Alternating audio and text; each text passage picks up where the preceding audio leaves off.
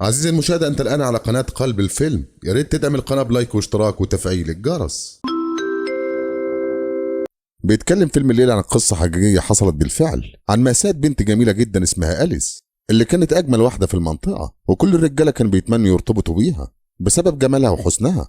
لكن أليس حبت واحد اسمه جون وفضلته عن كل الناس، وفعلا هما الاتنين بيتجوزوا، والدنيا كانت حلوة معاهم خالص. بعد كده خلفوا طفل صغير اسمه جاك، وكان أمور وحلو زي ما انتوا شايفين. لكن للأسف جوزها جون حب واحدة تانية عليها اسمها شارو، وكانت بتتدلع عليه وطلبت منه انه يطلق مراته أليس. وفعلا جون بيطلق مراته ويرميها هي وابنها في الشارع.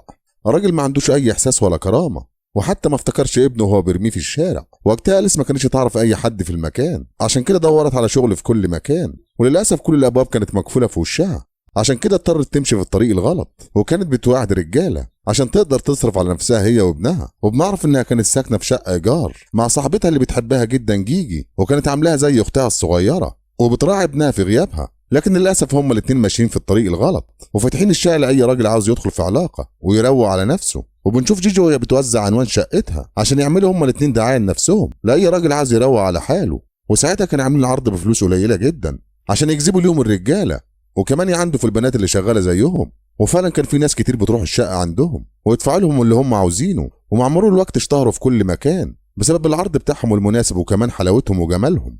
والدنيا بدات تمشي مع أليس وجيجي. وفي يوم تليفون الشقه بيرن، وكان واحد متعود عليهم من الزباين وعاوز يطلع الشقه عندهم عشان يظبط نفسه ويديهم الفلوس اللي هم عاوزينها. وقتها أليس بتوافق وطلبت منه انه يطلع الشقه. بعد كده بدات تظبط نفسها وتروق على روحها عشان تعجب الزبون، وبالتالي هيديها فلوس كتير. وفعلا بعد شويه جرس الباب بيرن، وأليس صراحه فتحت الباب. وقتها اتفاجئت ان هما اتنين مش واحد، وعرفت ان الزبون ضحك عليها وقال لها ان لوحده. وقتها أليس رفضت ان تخليهم يدخلوا هما الاتنين. ساعتها الشخصين دول اتعصبوا عليها وحاولوا يدخلوا الشقه بالقوه، وساعتها أليس وقفت ورا الباب عشان تمنعهم.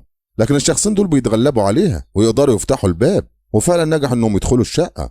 والمفاجاه ان الشخصين دول كانوا شرطه شغالين في مباحث الاداب، وجايين يعملوا تفتيش على الشقه لان الجيران قدموا شكوى فيهم انهم حولوا الشقه لبيت دعاره، وكل شويه رجاله بتروح عندهم وده عامل ازعاج ليهم. عشان كده بلغوا الشرطه. وقتها فضلوا يفتشوا في كل مكان في الشقه، ومن حظهم الحلو ما كانش فيه اي زباين ومفيش اي دليل على كلام الجيران. بعد كده بنشوف المحققه بتتكلم مع أليس عشان تاخد منها اقوالها في الحاجات المتهمه بيها. وقتها المحققه بتعرفها ان الجيران اشتكوا منهم عشان بتدخلوا رجاله الشقه. وقتها أليس بتقول لها الكلام ده كذب في كذب، والجيران دول بيكرهونا. وقتها المحققه بتقول لها على المنشورات اللي بيوزعوها في كل مكان في الشوارع عشان يعرفوا الشباب والرجاله مكان الشقه. وقتها أليس بتنكر اي حاجه من الاتهامات ديت. وقتها المحققه كانت عارفه أليس بتكذب عليها، لكن لما شافت ابنها الرضيع اتعاطفت معاها، وحالتها الاقتصاديه التعبانه وكانت خلاص هتكتفي بتحذيرهم لان مفيش اي دليل عليهم. لكن من حظهم السيء واحد من الشرطه بيلاقي مع صديقتها جيجي مواد مخدره، وكمان عرف ان جيجي صاحبه سوابق، وعشان كده الشرطه خدت صاحبتها جيجي وسابت أليس. وقتها أليس كانت حزينه جدا على صاحبتها ومش عارفه تتصرف ازاي او تعمل ايه، لان صاحبتها جيجي كل حاجه لها في الدنيا واكتر واحده بتحبها هي وابنها، ودايما واقفه معاها هي وابنها. بعد كده أليس الشقه بتفضى عليها وكانت متعصبه جدا ومنهاره. ووقتها كانت بتحضر اكل لابنها كارل، ومن حزنها على صاحبتها جيجي نسيت الاكل على النار لحد ما اتحرق، والدخانه كانت في كل مكان وماليه الشقه. وساعتها كانت هتموت هي وابنها من الدخانه. راحت فتحت شبابيك الشقه عشان ابنها يقدر يتنفس. بعد شويه جرس الباب بيرن، والمصايب لما تيجي بتيجي مره واحده. وقتها كان على الباب صاحب الشقه اللي مأجرينها منه، وجا لما عرف الشرطه كانت موجوده في الشقه وعرف ان لقى فيها ممنوعات. وبنعرف ان صاحب الشقه اسمه سانتي، وكان عارف اللي بيحصل في الشقه لكن ما كانش متوقع ان الشقه فيها ممنوعات. وقتها لما شاف الدخان في كل مكان اتعصب جدا، وكمان شاف الشقه متبهدله خالص وكل حاجه فيها مرميه في مكان. وقتها كان لازم ياخد موقف من أليس، لكن أليس وعدته انها تصلح كل حاجه وترجع الشقه مره تانية زي ما هي. لكن سانت ابن اللئيمه صاحب الشقه ضحك عليها وقال لها جرب القفل بتاع الباب، وفعلا بيخليها تطلع بره هي وابنها، وقفل الباب عليها ومرضيش يفتح لها مره تانية. وقتها أليس اتعصبت وفضلت تخبط على الباب، لكن صاحب الشقه مرضيش يسال فيها وكمان مرضيش يديلها هدومها وقال لها مالكيش اي حاجه عندي. بعد كده أليس خدت ابنها كارل ونزلت راحت عند الجيران عشان يساعدوها، لكن للاسف الجيران مرضوش يرد عليها بسبب سمعتها السيئه. وقتها ما كانتش عارفه تتصرف ازاي او تعمل ايه، لان ما كانش معاها اي فلوس عشان تأجر شقه جديده. وفضلت ماشيه في الشارع هي وابنها كارل مش عارفه تروح على فين، لحد ما فكرت انها تروح لعمتها ماريا. وبنعرف ان عمتها ماريا عندها محل ملابس صغير جدا، وكمان عمتها بتبات فيه هي وجوزها. وفعلا أليس بتقابلها وتعرفها اللي حصل معاها، وطلبت منها انها تبات عندها في المحل هي وابنها الصغير. وقتها عمتها رفضت وقالت لها انت شايفه المكان صغير جدا ومش هيسعنا احنا كلنا. لكن أليس فضلت تترجى فيها لانها ما تعرفش اي حد تاني غيرها، وقالت لها بات عندك كام يوم لحد ما الاقي اي شغل. وفعلا عمتها بتوافق عشان خاطر ابنها الرضيع. بعد كده أليس خدت ابنها ودخلت المحل وسلمت على جوز عمتها رومن واعتذرت ليه على ازعاجه، وعرفته انها تقعد عندهم كام يوم لحد ما تشتغل وتلاقي سكن. وفعلا رومان بيرحب بيها وكمان بيلعب مع ابنها الصغير جاك. تاني يوم الصبح بنشوف أليس وهي نايمه في مدخل المحل هي وابنها جاك. راحت عمتها ماريا صحتها عشان ما ينفعش الزبائن يشوفوها بالمنظر ده. ولما قامت من النوم بتعرف عمتها انها تروح عند سانت اللي كانت مأجره منه الشقه عشان تجيب منه باقي الحاجه بتاعتها. ولما راحت أليس عند صاحب الشقه ما رضيش يديها باقي حاجتها لان عليها ايجار متاخر. ساعتها راحت عند المحققه اللي بتتعاطف معاها وطلبت منها انها تساعدها وتخلي صاحب الشقه يديها باقي حاجتها. لكن المحققه بتقول لها ادفع باقي الايجار لا اما ترفع عليه قضيه. وقتها أليس ما كانش معاها اي فلوس عشان تدفع لصاحب الشقه، وما ينفعش انها تطلب من عمتها ماريا اللي قاعده عندها. عشان كده اضطرت ترجع لشغلانتها مره تانية وتواعد زباين. وبالفعل كلمت راجل عجوز جدا وقابلته في العربيه بتاعته وروقت عليه خالص، وكمان حكت على ظروفها واللي حصل معاها. عشان كده الراجل العجوز اتعاطف معاها واعطاها فلوس بالزياده. وبعد ما خلصت بسرعه راحت عند سانتي صاحب الشقه عشان تدي $450 الايجار اللي متاخر عليها، وفعلا خدت منه بقى الحاجه بتاعتها. بعد كده رجعت المحل بتاع عمتها وبنشوف عمتها ماريا وهي بتلعب مع ابنها جاك ومهتميه بيه جدا لانها محرومه من الخلفه وكان نفسها يكون عندها اولاد.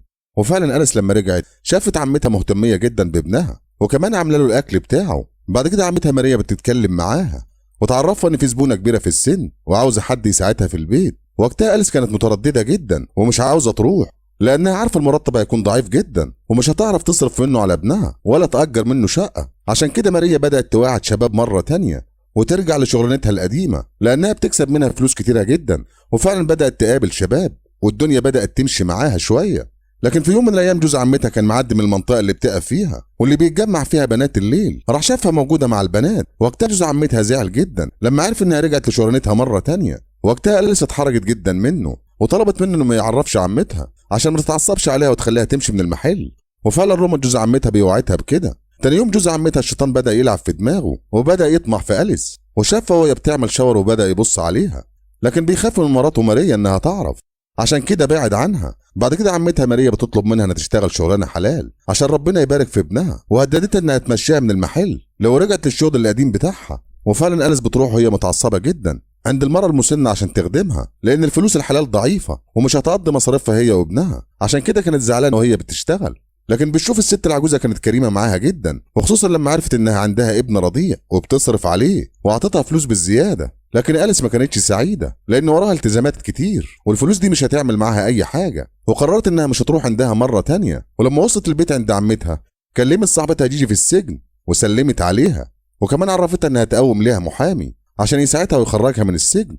وفعلا تاني يوم أليس بتروح تزورها، واول ما شافتها جيجي سالت على ابنها. وقتها أليس كانت مفتقداها جدا وعرفتها ان حياتها من بعدها متبهدله خالص. وأليس عشان تساعد صاحبتها راح شهدت مره تانية قدام المحقق وعرفته ان المواد المخدره مش بتاع صاحبتها وان الجيران هم اللي حطوا المواد ديت في الشقه بتاعتهم عشان بيكرهوهم وعاوزين يمشوهم من المكان. وفعلا المحقق عرف منها بعض التفاصيل. بعد كده سابته ومشت وراحت اتفسحت شويه هي وابنها الصغير عشان تغير جو وتطلع من اللي هي فيه لان حالتها النفسيه تعبانه جدا.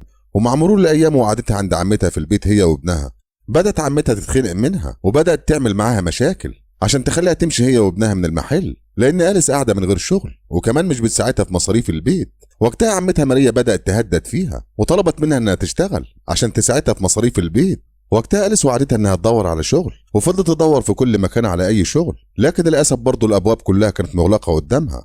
وقتها أليس ما كانش قدامها غير الطريق الغلط عشان تخلص من ذل عمتها. وفعلا تاني يوم بتخلي عمتها نايمه هي وجوزها رومان وابنها جاك كان موجود معاهم، وراحت لبست من المحل لبس شيك جدا وظبطت نفسها خالص واستحابت بالشوش وهم نايمين وخرجت من المحل عشان تقابل او تصطاد اي زبون في الشارع.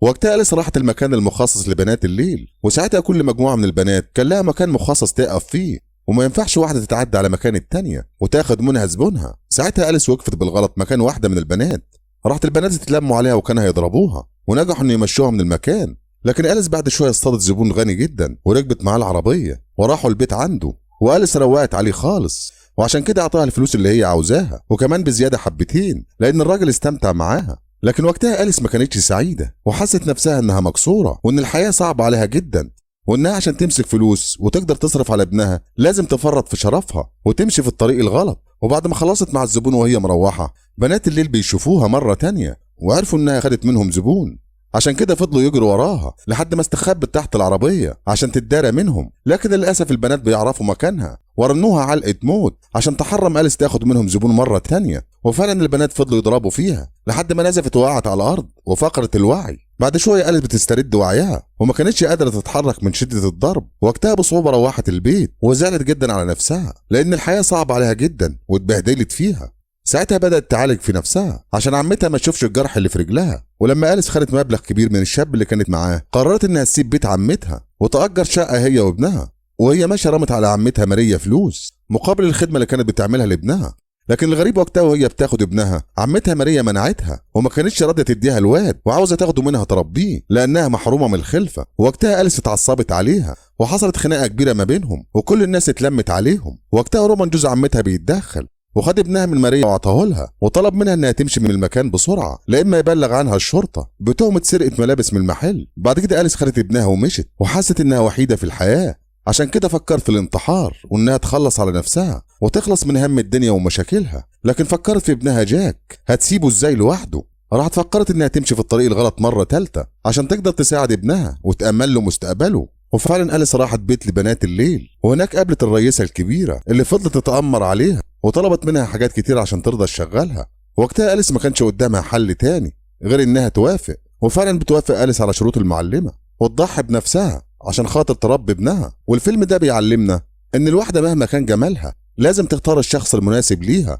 وتعرف كل حاجه عنه قبل ما ترتبط بيه، لان المظاهر ساعات بتخدع وتسبب كارثه لاصحابها. وان اي بنت لازم تختار اللي هيصونها وتصونه، لان في ناس ممكن تدفع الثمن بدلهم زي الطفل الصغير جاك اللي ملوش ذنب في كل حاجه بتحصل. وبكده يخلص الفيلم. لو عجبك الفيلم دوس لايك واشتراك وفعل الجرس ليصلك كل جديد، وسلام.